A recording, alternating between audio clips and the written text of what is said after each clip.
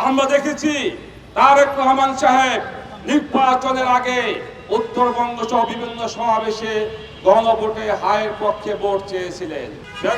BNP chairperson জনাব তারেক রহমান সাহেব এবং বর্তমান স্বরাষ্ট্রমন্ত্রী সালাউদ্দিন সাহেব, যিনি আজকে জাতীয় সংসদ সহ সারা বাংলাদেশে সংবিধান জপতে যার মুখ দিয়ে ফেনা উঠে যায়, এই সালাউদ্দিন সাহেব সহ এরা সকলেই গণভোটে হায়ের পক্ষে এরা ভোট চেয়েছিলেন।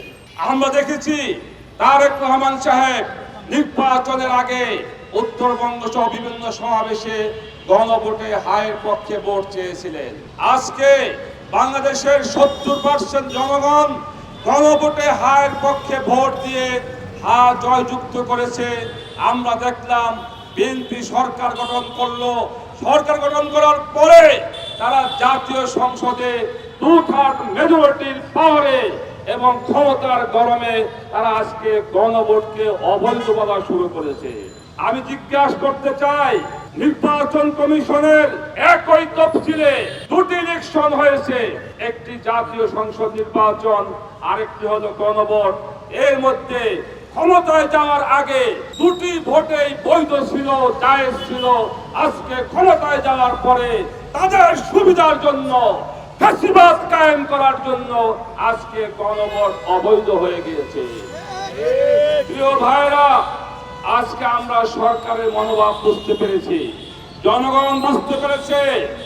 আমরা লক্ষ্য করেছি যে কয়টি পয়েন্টে বিএনপি নোট অফ ডিসেন্ট দিয়ে রেখেছিল, অর্থাৎ বিচার বিভাগকে স্বাধীন করা, স্বাধীন দুর্নীতি দমন কমিশন করা এবং গুম খুন বিরোধী কমিশন সহ যেইগুলো একটি সরকারকে স্বৈরাচার বানায়, আজকে সেই পয়েন্টগুলোই বিএনপি আজকে মানতে পারতেছে না।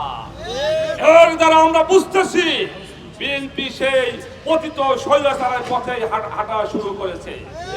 আজকে আমি স্পষ্ট বলি, জুলাই অভ্যুত্থানে 1,500 মানুষ রক্ত দিয়েছে, হাজার মানুষ পঙ্গুত্ব বরণ করেছে এই দেশটিকে একটি বৈষম্যহীন ফ্যাসিবাদ মুক্ত বাংলাদেশ গড়ার জন্য।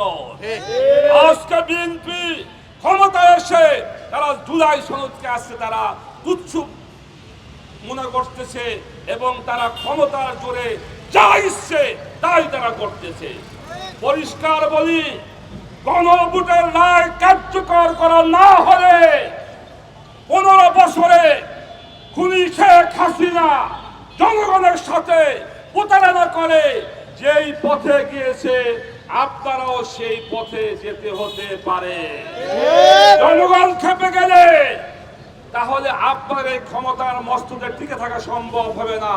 তাই বিএনপিকে বলবো, ভালো অবিলম্বে আপনারা গণভোটের প্রতিটা অক্ষরে কার্যকর করতে হবে। যদি কার্যকর করা না হয়, বাংলাদেশ খেলাফত মজলিস 11 দল দেশের জনগণকে নিয়ে গণভোটের রায়কে অক্ষরে কার্যকর করেই ছাড়বে ইনশাআল্লাহ।